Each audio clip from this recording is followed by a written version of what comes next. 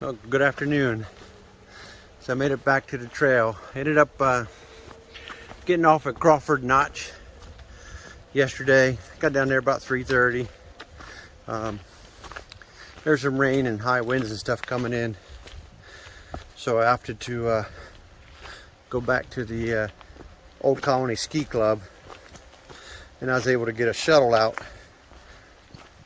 Unfortunately, didn't get back out until almost 1:30 and stuff. So I'm gonna try and go up and get a couple miles in for today. That way I'm trying to head up to the presidentials and stuff. I figure if I can get part way up today to tomorrow, makes it a little bit easier and I can go a little bit further. So we will see how all that goes. But yeah, like I said, oops, sorry about that. I had to get off. Like I said, it was best. No reason to play in a nasty weather or high winds when you get up in that exposed area. So, all right, we'll talk to you later. And as today's Wednesday, so I will see you. So you want to see something incredible? These huts, they got these young kids that carry supplies up. And this is some girl carrying all that stuff. And basically it's a couple 2x4s with some padding and stuff. Everything tied to it. You're amazing. Oh, thank you. Why don't you, I'm recording, is that okay? Yeah, sure. That is awesome. I was told you were doing this, Yeah. and I was hoping I was going to catch up to you. Yeah. I couldn't imagine. They say it's about 60 pounds. Yeah, I think this is a little below 60, but the packboard itself, well, yeah, with the weight of the packboard, it's probably around 60. That is awesome that you guys carry that stuff up. It's very empowering, yeah. And you don't use poles to help. No, we actually... Is it put your our hands choice? under here to kind of help carry the weight a bit. Or there's no waist strap either. No, so I actually learned recently they used to try to attach waist straps to packboards, but it actually made it a lot more uncomfortable for people. Okay. Apparently it's just worse for your body to bear the weight in that area. Huh. Whereas like with a backpack on it would be better. Yeah, because I like having most of the weight around my waist. I'm wearing a backpack, I'm always going to be wearing a waist strap. But yeah, it's cool with this because it's like people have been doing it with this exact board for so long. Yeah, for so long. And it's just, it seems to be the best way to carry a lot of weight up the mountain. Holy cow. Yeah. I weighed my pack down there at the center and it 27. I'm carrying more stuff than normal. That's a lot of weight. And your pack is probably twice what mine is. Probably. I cannot believe that. I would not want to do that, but I had a really hard pack, my second pack up, and I think I was carrying pretty much exactly the same weight that I am now. mm-hmm. But it really is like just one step at a time, and when you find a good crump rock, like this one. Yeah, you take a break. Taking a break and letting the weight rest here and just doing it bit by bit. And I just got the notification on my watch that I hit 2 miles, which is amazing. Oh, that's cool. So you don't have too much further to go then? no, I've done most of the way, which is awesome. So do you normally hike without poles? Yeah, I do. I've actually never hiked with poles before. Okay, Yeah. so it definitely is preference. Yeah, but I think, well, with the packboard, you definitely wouldn't want to use poles, but there's a certain kind of hiking that I think it makes more sense to have poles with. I just haven't done it yet. And I guess with that, because you don't even have a clip to hold the straps together, it's probably best that your arms aren't moving. Yeah. Because I know, like on downhill, I rely on these things big time. Yeah. They make a difference. No, I mean, I'm a little people who just older. get, like walking sticks, like that they just find, like pieces of wood, because they so desperately want to have like some sort of support, especially when, and I think it makes it, I mean, frankly, a lot safer. Yeah. But I find that, especially when I'm hiking on my own, I like to go a lot faster. Yes. So the poles sometimes slow me down, but See, the poles actually keep me going faster. really, Yes. I believe that. I think everyone is like a little different. Because for me, on the downhill, it's Yeah. more of a controlled fall.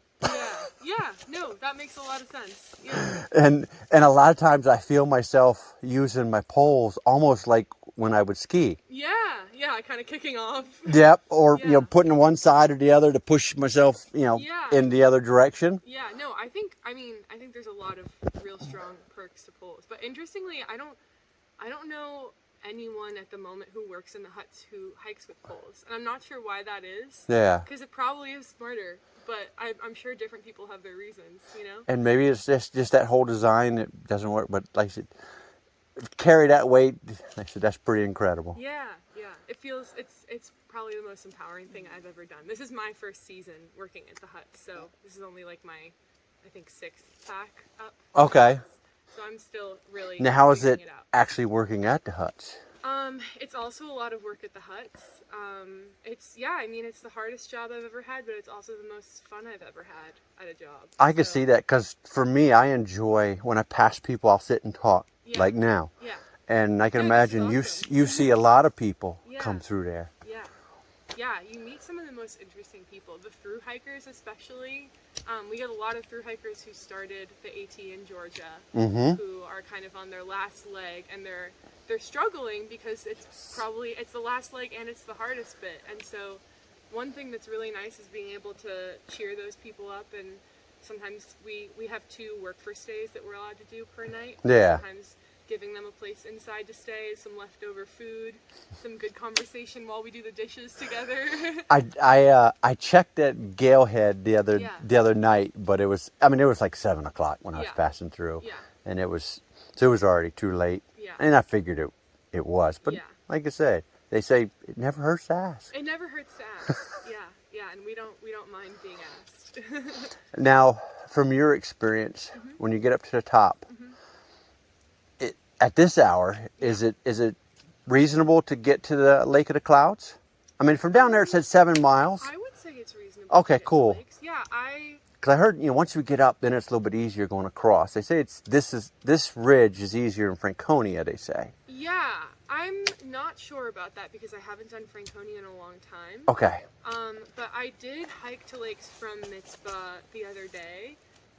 And it took me about 2 hours. Okay. So I would say it's very doable. Okay, then that's not bad. Because I was guessing by the time I get up and everything, probably put me there about 6:30 or so. Yeah.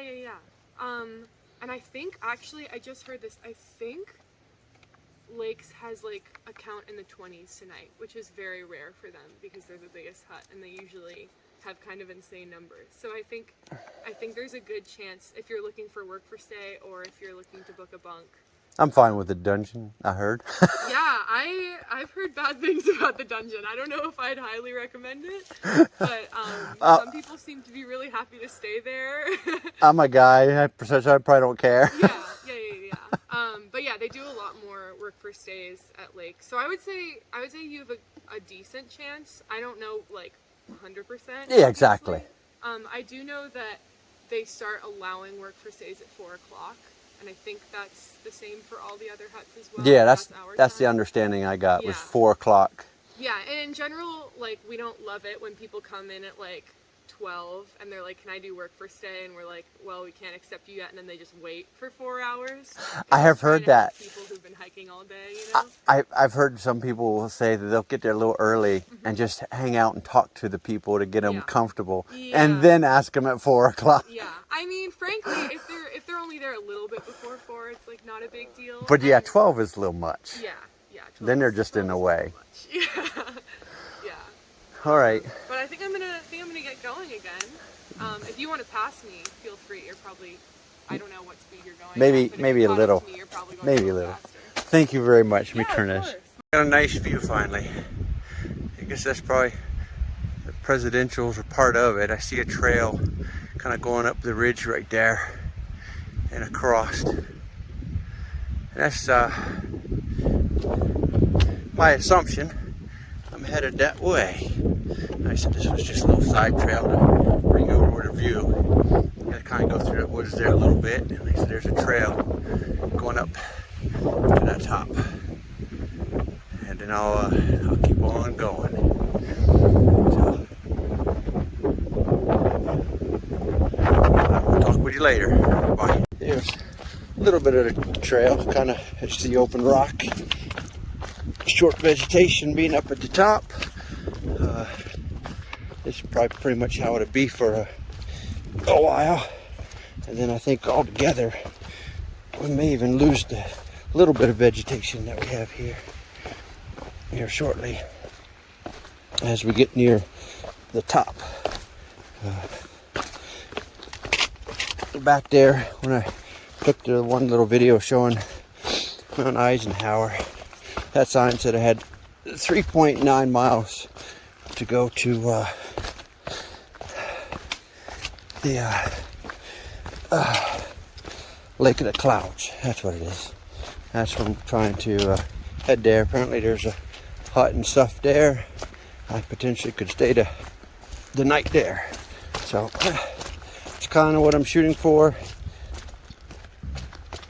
It could be around 6 o'clock, possibly, when I get there. I'm trying to see if I can get there a little earlier than that, if possible.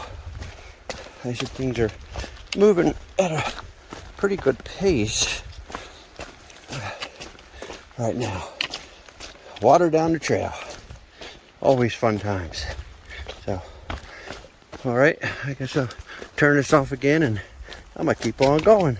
See ya. So, I'm kind of caught up and see at least 4 more people just ahead of me. That wind has picked up big time. I think we're probably seeing some gusts that are probably reaching 30 or so. I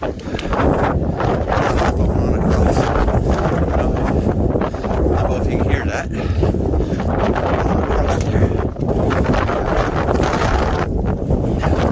For a little while, I was wondering if I was the only one out here. But I guess that's because the trail went along the side of Eisenhower. There's a blue blaze that goes up and over it. This is not the time for a side trail. Dry River cutoff, Dry River Trail. Nope, we're going this way. We're going up. So, yeah, so like I said, there is a few others out here. I will probably be catching shortly.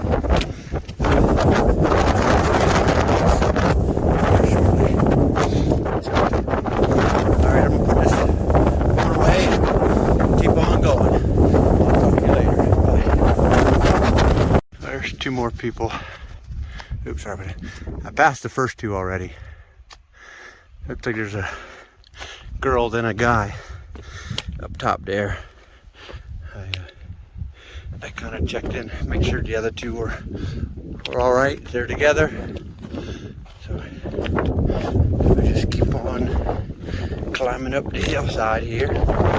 A couple more miles to go. I think once I can get to the top of this, it might ease up for a bit. So this is the climb.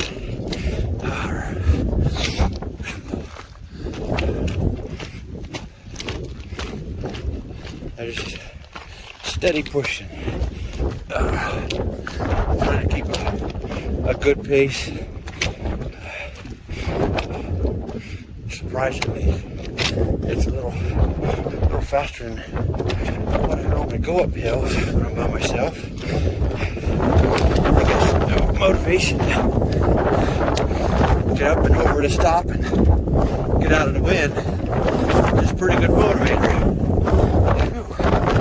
So, it's windy out.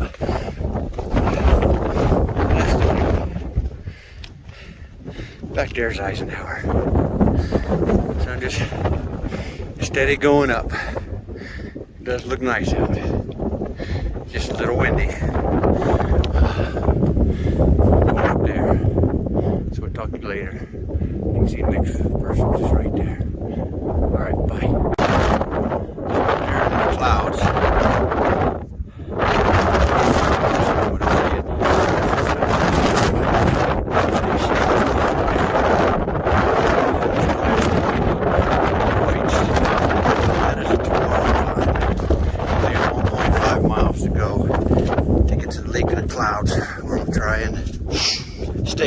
night. So I made it up over that one climb. Now got this little climb here and stuff. I don't know how much more climbing I got for today, but nothing big, it looks like. I don't think anyways. So we'll see. As you can tell, it's still pretty windy out. So I will talk to you later. Bye. So this building looks to be like the lake of the clouds. That's probably the lake right there. I wish that was pretty small. Could be on the other side, I really don't know. I almost caught up to this other guy. I think he had the same motivation that I did. Get through here. There he is now. Hello. Yeah, well, as you guessed it. So yeah, you got it. I slipped right there, dropped the phone. I know it's still recording for a little bit, but I don't know how far. And there's the Lake of the Cloud hut. And this gentleman, the only reason I caught him was he was filming and now he's waiting for his trim. And they're gonna enjoy the view and walk in together, so that's pretty cool. So, enjoy. So yes, I'm gonna go down here and see if there's an open spot for me. Supposedly this one has its own thru hiker spot, and supposedly it's they call it a dungeon. It's down in the basement, and I think it's like $35 as long as there's room. I think it holds like 12 people. Hopefully I'm not too late. We will see. I'll check back in here shortly. Bye. So I got up here to Lake of the Clouds, and I was actually able to do a work for stay, which generally starts a little bit later, but there's the eating area and such. It's kind of cool. I guess the hut portion where people stay is back that way. Come in, you get the counter and everything. Back there's the kitchen. I was actually already washing dishes. Let me show you my attire. Yeah, nice apron for washing dishes. But I get a free meal out of it, and I'll stay indoors and stuff. Like I said, I did it for the experience. Just to say I did it. A work for stay. I could easily stay down in what they call the dungeon down here for like $10, and I guess they had a thru hiker's meal or dungeon meal for like $5. I don't know what that is. Probably after everybody eats. It's hard telling, but I just did it because. So, but yeah, that's pretty much about it. I figured to show you the inside and all, and we'll talk to you later. Bye.